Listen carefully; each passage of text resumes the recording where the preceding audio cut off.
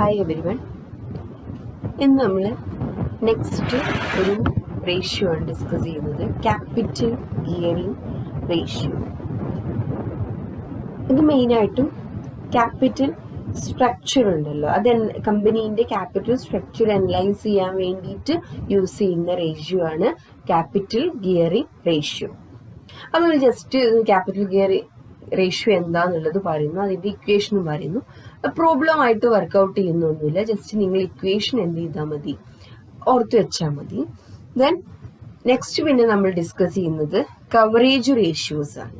അപ്പം അതിന് മുന്നേയായിട്ട് നമുക്ക് ക്യാപിറ്റൽ ഗിയറിംഗ് റേഷ്യോ എന്താണെന്നും അതിൻ്റെ കാൽക്കുലേറ്റ് ചെയ്യാനുള്ള ഇക്വേഷൻ എന്താണെന്നുള്ളതും നോക്കാം.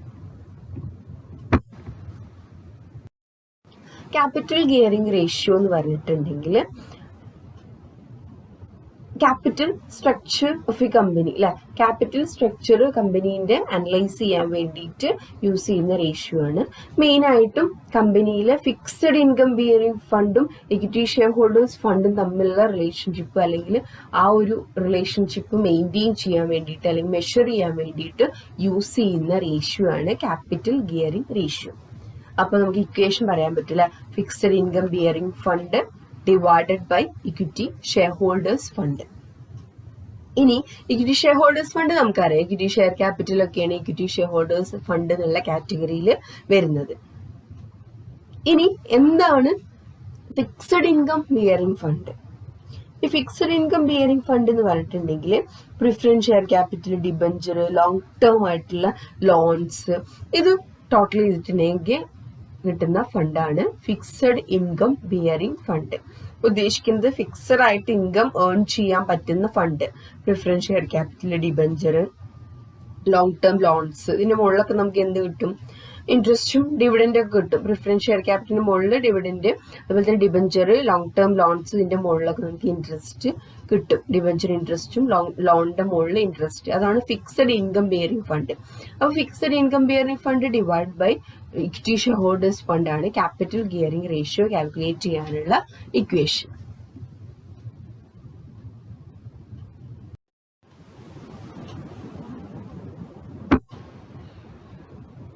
Next coverage ratios. നമ്മളിപ്പോൾ ഡിസ്കസ് ചെയ്തുകൊണ്ടിരിക്കുന്നത് ലെവറേജ് റേഷ്യോസ് ആണ്. ഈ ലെവറേജ് റേഷ്യോസ് മെയിനായിട്ടും രണ്ട് ടൈപ്പ് ഉണ്ട്. ഒന്ന് സ്ട്രക്ചറൽ റേഷ്യോസും സെക്കൻഡ് വൺ കവറേജ് റേഷ്യോസും. അതിൽ സ്ട്രക്ചറൽ റേഷ്യോസിന്റെ ഭാഗമായിട്ടായിരുന്നു നമ്മൾ ഡെപ്റ്റ് ഇക്വിറ്റി റേഷ്യോ, അതേപോലെ തന്നെ ടോട്ടൽ അസറ്റ് ടു ഡെപ്റ്റ് റേഷ്യോ ആൻഡ് പ്രൊപ്രൈറ്ററി റേഷ്യോ പറഞ്ഞിട്ടുണ്ടായിരുന്നത്. ഇത് സ്ട്രക്ചറൽ റേഷ്യോ എന്ന് പറഞ്ഞിട്ടുണ്ടെങ്കിൽ കമ്പനീൻ്റെ ലോങ് ടേം സോൾവെൻസി മെഷർ ചെയ്യാൻ വേണ്ടിയിട്ട് യൂസ് ചെയ്യുന്ന റേഷ്യോസ് ആണ് സ്ട്രക്ചറൽ റേഷ്യോസ്. ദെൻ നെക്സ്റ്റ് നമുക്ക് പറയാനുള്ളത് കവറേജ് റേഷ്യോസ് ആണ്. കവറേജ് റേഷ്യോസ് മെയിനായിട്ടും രണ്ട് റേഷ്യോസ് ആണ് വരുന്നത്. ഒന്ന് ഇൻട്രസ്റ്റ് കവറേജ് റേഷ്യോയും സെക്കൻഡ് വൺ ഡിവിഡൻഡ് കവറേജ് റേഷ്യോയും. അതിൽ ഇൻട്രസ്റ്റ് കവറേജ് റേഷ്യോ ആണ് ഇന്ന് നമ്മൾ ഡിസ്കസ് ചെയ്യാനായിട്ട് പോകുന്നത്. എന്താണ് ഇൻട്രസ്റ്റ് കവറേജ് റേഷ്യോ എന്നും അത് കാൽക്കുലേറ്റ് ചെയ്യാനുള്ള ഇക്വേഷൻ എന്താണെന്നും അത് ഒരു പ്രോബ്ലം വെച്ചിട്ട് നമ്മൾ വർക്കൗട്ട് ചെയ്യുന്നുണ്ട്. Interest coverage ratio. ഇൻട്രസ്റ്റ് അല്ലെ, മെയിനായിട്ടും ഒരു കമ്പനി ലോണിന്റെ മുകളിൽ അല്ലെങ്കിൽ ഡിബഞ്ചറിന്റെ മുകളിൽ അവർക്ക് ഫിക്സഡ് ആയിട്ട് ഇൻട്രസ്റ്റ് പേ ചെയ്യേണ്ടി വരും അല്ലെ. അപ്പോൾ ഇതാണ് കാര്യമായിട്ടും ഇവിടെ ഇൻട്രസ്റ്റ് കവറേജ് റേഷ്യോയിൽ ഡിറ്റർമിൻ ചെയ്യുന്നത്. Relationship between operating profit and interest charges. Operating പ്രോഫിറ്റും അതേപോലെ തന്നെ ഇൻട്രസ്റ്റും തമ്മിലുള്ള റിലേഷൻഷിപ്പാണ് ഇൻട്രസ്റ്റ് കവറേജ് റേഷ്യോയിൽ മെഷർ ചെയ്യുന്നത്. അപ്പൊ ഇക്വേഷൻ നോക്കുക, profit before interest and tax divided by interest. ഇൻട്രസ്റ്റും ടാക്സും കൊടുക്കുന്നതിന്റെ മുന്നുള്ള profit divided by interest. Interest coverage ratio ആയതുകൊണ്ട് തന്നെ ഇൻട്രസ്റ്റ് എമൗണ്ട് കൊണ്ടാണ് നമ്മൾ ഡിവൈഡ് ചെയ്യേണ്ടത്. ഇനി നമുക്കൊരു പ്രോബ്ലം വർക്കൗട്ട് ചെയ്ത് നോക്കാം.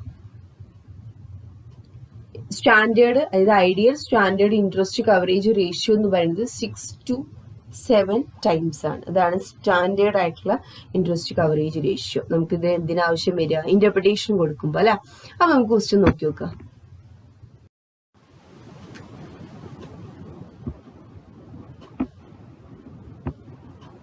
ക്വസ്റ്റ്യൻ നോക്കൂ.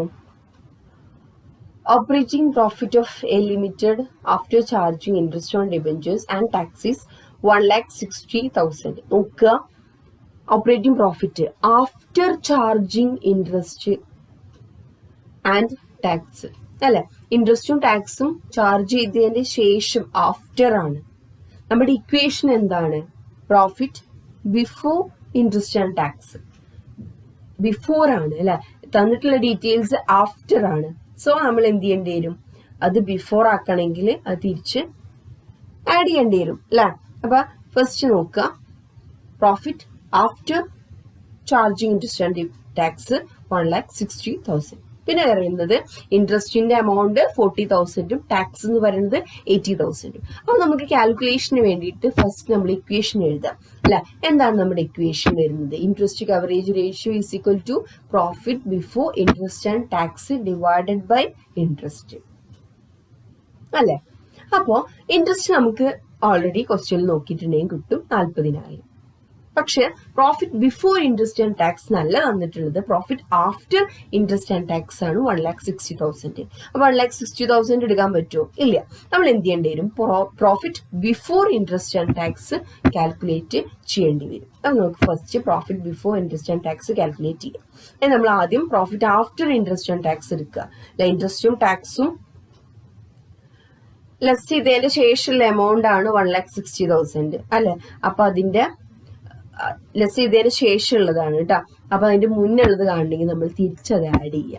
അപ്പൊ ഇൻട്രസ്റ്റ് 40,000ഉം ടാക്സ് 80,000ഉം ആഡ് ചെയ്തിട്ടുണ്ടെങ്കിൽ നമുക്ക് 2,80,000 കിട്ടും. 2,80,000 ആണ് profit before interest and tax. തന്നെ ഇൻട്രസ്റ്റ് എന്ന് പറയുന്നത് എത്രയാണ്? ക്വസ്റ്റ്യൻ തന്നിട്ടുണ്ട് അല്ലെ, 40,000. നമ്മൾ ഇക്വേഷൻ അപ്ലൈ ചെയ്യൂ. അപ്പൊ എങ്ങനെയായിരിക്കും വരിക? 2,80,000 divided by 40,000 അല്ലെ. അപ്പൊ ആൻസർ എത്ര കിട്ടുക നോക്കുക. 2,80,000 divided by 40,000 ചെയ്യുമ്പോൾ ആൻസർ കിട്ടുന്നത് 7 ടൈംസ് ആണ്. നമുക്കറിയാം സ്റ്റാൻഡേർഡ് ഇൻട്രസ്റ്റ് കവറേജ് റേഷ്യോ എന്ന് പറയുന്നത് 6 to 7 ടൈംസ് ആണ് അല്ലെ. ദാറ്റ് മീൻസ് 6 അല്ലെങ്കിൽ 7. അപ്പൊ ഏകദേശം കമ്പനി എന്താണ്? ഫിനാൻഷ്യലി ഓക്കെ ആണ്, സൗണ്ട് ആണെന്ന് പറയാം. ഇനി നമ്മൾ ഈ ഒരു ഇതിൽ വെച്ചിട്ട് നോക്കാം. ഇത് പ്രോഫിറ്റ് ബിഫോർ ഇൻട്രസ്റ്റ് ആൻഡ് ടാക്സും ഇൻട്രസ്റ്റും അല്ലെ.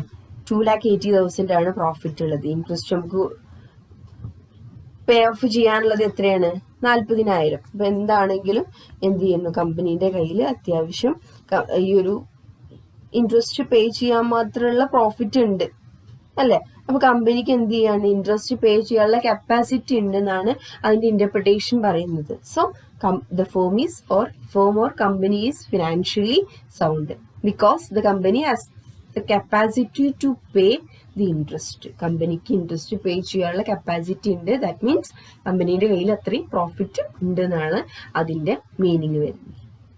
അപ്പൊ ഇങ്ങനെയാണ് നമ്മൾ ഓരോ റേഷ്യോസ് കാൽക്കുലേറ്റ് ചെയ്തിട്ട് അതിന് ഇന്റർപ്രിട്ടേഷൻ കൊടുക്കേണ്ടത്.